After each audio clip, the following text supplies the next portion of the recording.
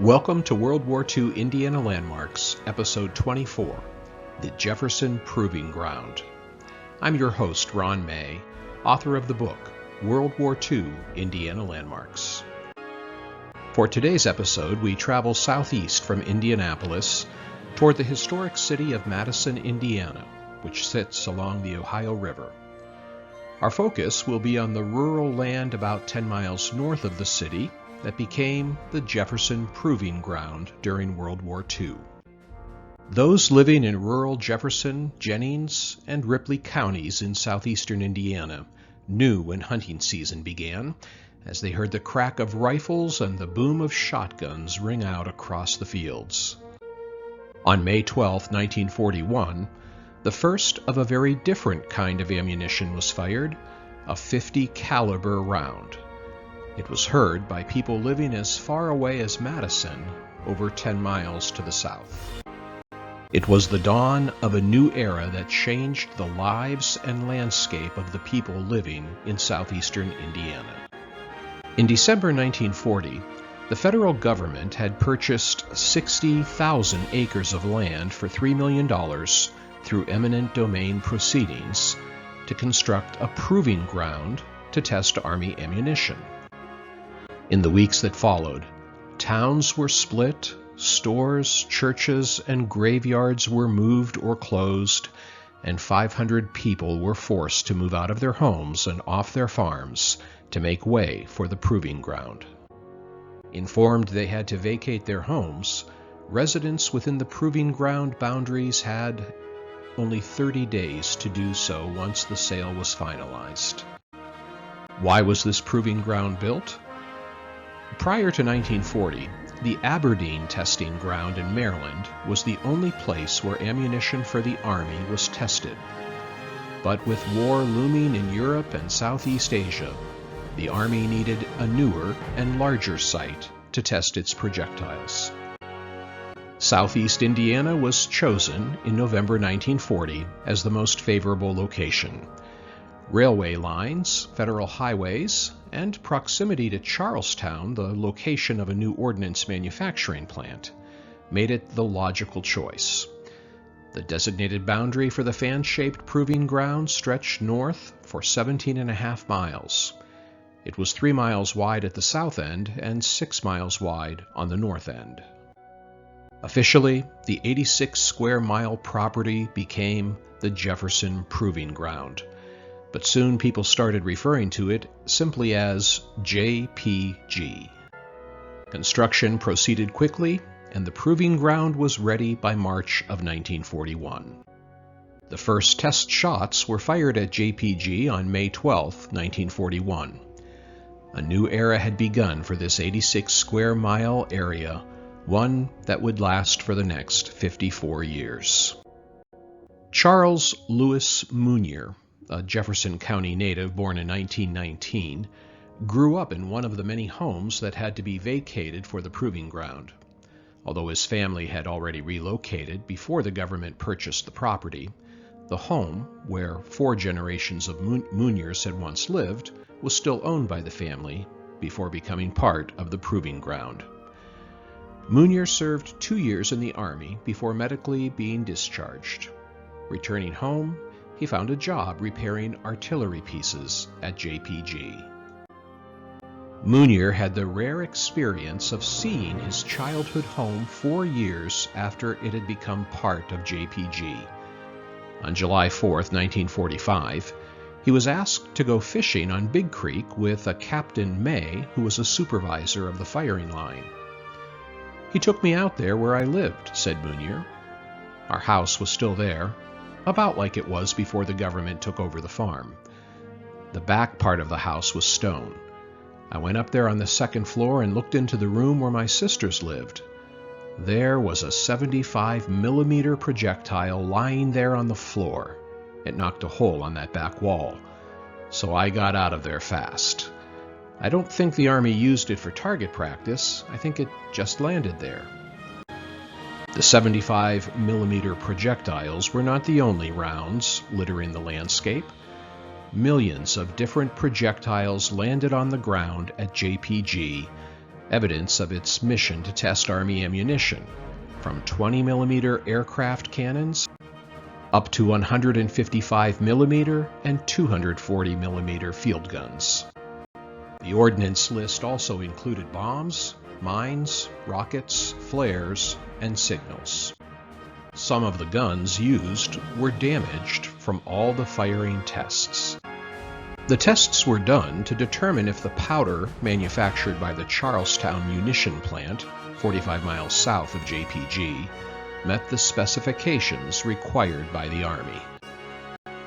Staff Correspondent Bill Ladd of Louisville's Courier-Journal described the testing process in his November 2, 1941 column.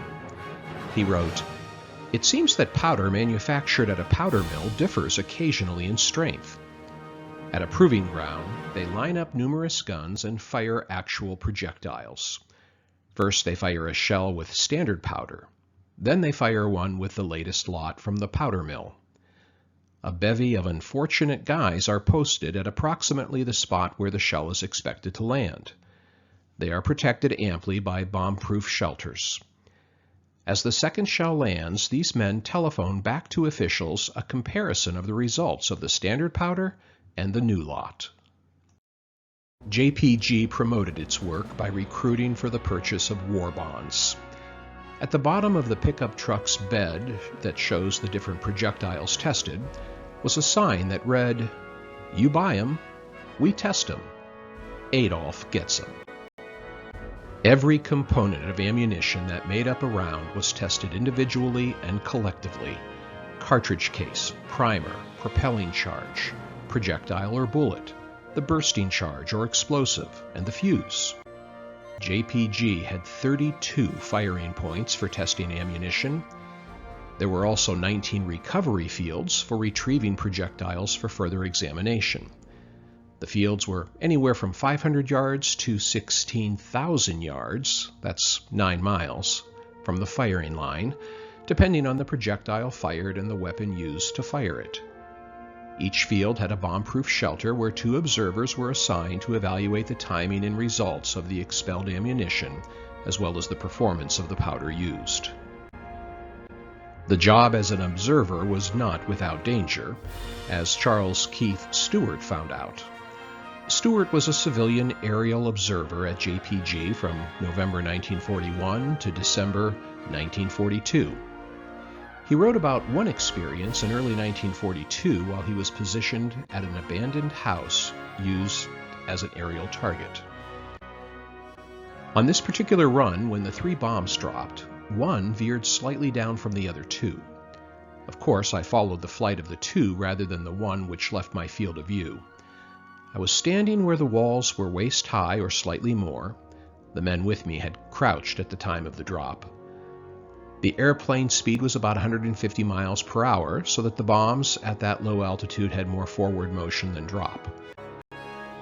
As the bombs got close, I saw that they would be slightly west and a little high of the house, and I suddenly thought, where is the other one? Instantly I dropped to the ground, and a fraction of a second later, the bomb struck the wall directly behind me. Had I remained standing, it would have struck me around the chest and torn me in 2. Flying one of the B-25 planes during that day's testing was a little-known lieutenant by the name of Charles W. Sweeney, who was born in 1919 and hailed from Lowell, Massachusetts. Following his commissioning as a second lieutenant on December 12, 1941, Sweeney was assigned to an Army Air Corps detachment of pilots designated to fly bombers and fighter planes at JPG, which had built a 6-mile square airport on its grounds to accommodate even the largest bombers for testing ammunition drop. While he enjoyed his time at JPG, Sweeney wanted to fly in combat. So he asked for a transfer to Eglin Field Military Reservation in Florida, today's Eglin Air Force Base, where he met Colonel Paul Tibbets and joined his unit of B-29 bombers. On August 6, 1945, Sweeney flew with Tibbets' group in a different bomber as Tibbets dropped the first atomic bomb from the Enola Gay on the city of Hiroshima. 3 days later, on August 9, Sweeney flew the B-29 named Boxcar, which dropped the second atomic bomb, this one on Nagasaki. He barely had enough fuel to make it back to the island of Tinian. Japan surrendered 8 days later.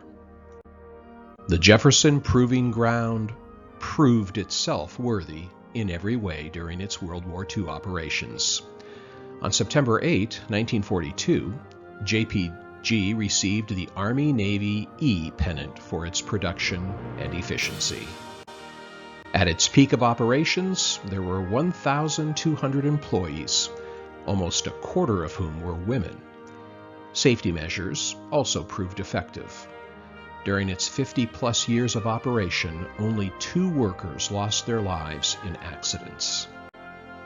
Of all the projectiles fired, it was never the ammunition itself, but rather a simple piece of paper labeled "Test Report" that proved to be the most important contribution of the Proving Ground. Nothing fancy, and yet this plain, bureaucratic report saved thousands of American and Allied lives. The test report was the final outcome of testing. Either the munitions performed according to specifications and they were accepted, or they didn't and were not accepted.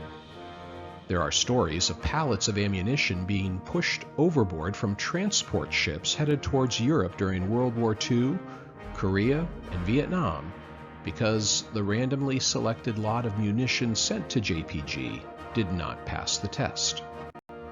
Imagine the possible consequences had our servicemen used bad ammunition. It was the job of JPG to make sure the ammunition used by American soldiers was safe and performed according to Army specifications. In 1995, the U.S. government closed Jefferson Proving Ground. Most of the equipment and operation was relocated to the Yuma, Arizona Proving Ground. During its 53 years of operation, approximately 24 million rounds were fired, and it is estimated that 1.5 million were duds, those rounds that did not go off, but still pose a potential hazard. Some 30,000 acres remain fenced off today to guard the public from the danger of the unexploded ordnance.